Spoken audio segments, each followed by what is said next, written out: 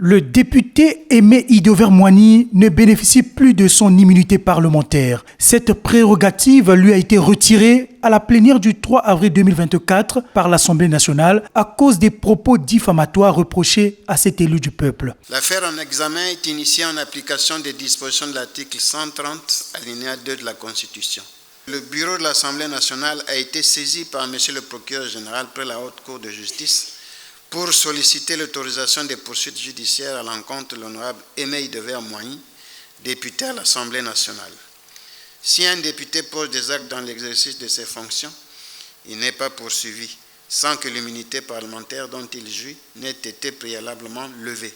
Au terme des débats, les honorables députés membres de la Commission Affaires juridiques et administratives de la décentralisation et du contrôle de l'exécution des lois se sont prononcés pour l'autorisation des poursuites à l'encontre de l'honorable Aimé Idover-Moigny, député à l'Assemblée nationale. Selon la requête du procureur général près la Haute Cour de justice, les propos de l'élu de Mongali 1 diffusés dans les réseaux sociaux en mois de mars portent atteinte à la sécurité nationale. Ces poursuites sont fondées par la circulation dans les réseaux sociaux des audios attribués à l'honorable Aimé Idover-Moigny qui contiennent des déclarations pouvant constituer des infractions d'atteinte à la sécurité nationale par la divulgation des renseignements devant être tenus secrets. Lors de cette plénière, la députée de Mouyonzi a exprimé sa désolation et s'est dit ne pas être convaincue par cette décision.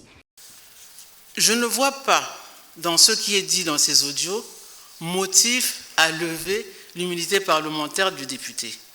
Je ne vois pas dans ce qui est dit dans ces audios matière à débat. Qui d'entre nous ne peut pas parler d'insécurité dans notre ville? Dans nos villes d'ailleurs, même dans les campagnes. Quand nous donnons des conseils au président ou à ceux qui dirigent avec lui, faisons attention de ne pas mettre le pays en danger. Prenons les bonnes décisions. Tous les regards seront désormais tournés vers le palais de justice pour attendre le verdict de l'éventuel procès du député Aimé Idover-Moigny qui prépare certainement sa défense.